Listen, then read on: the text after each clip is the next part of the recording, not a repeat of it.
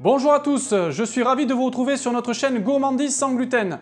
Aujourd'hui je vous propose un classique de Noël, le fameux pain d'épices sans gluten et sans lactose.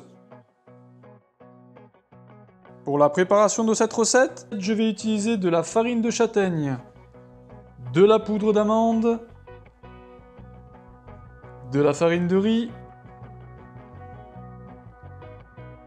du sucre de canne,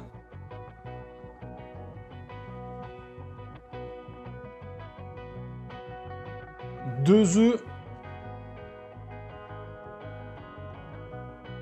un mélange de 4 épices,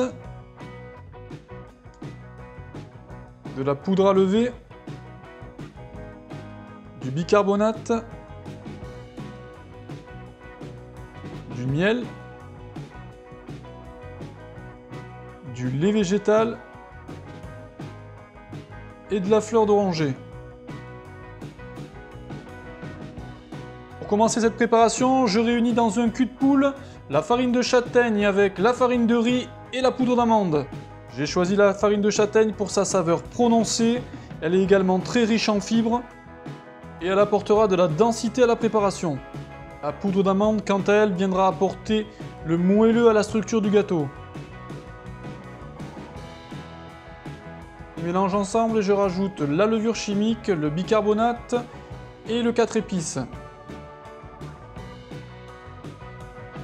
Pour ce qui est des épices, vous pouvez utiliser un mélange maison composé de cannelle, de clous de girofle et pourquoi pas d'anis.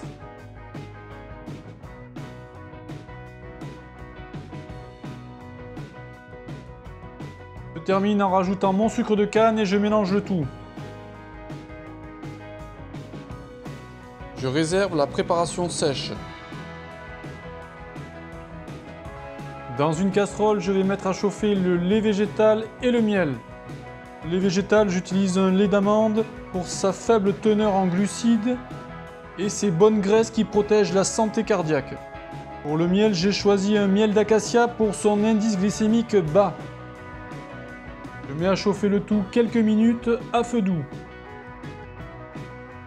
Je viens fouetter mes œufs pour les faire mousser et je les rajoute dans ma préparation sèche.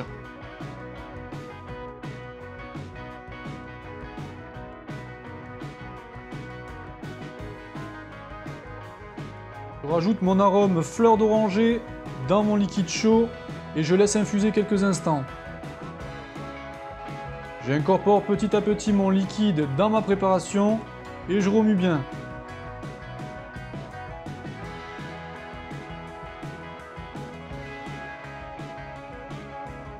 Je mélange bien pour obtenir une préparation homogène et sans grumeaux.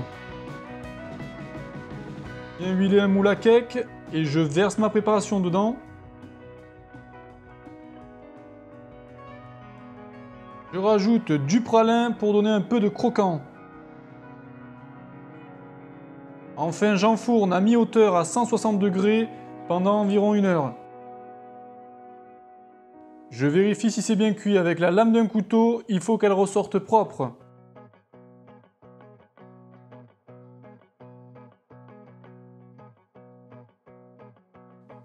Voilà, le pain d'épices est prêt, n'hésitez pas à le personnaliser avec des zestes d'orange, des fruits à coque ou des fruits secs, tout est possible. Je viens tailler quelques belles tranches épaisses et je peux accompagner ce pain d'épices avec une bonne confiture ou un bon foie gras. Continuez à nous suivre sur notre chaîne Gourmandise sans gluten, à bientôt!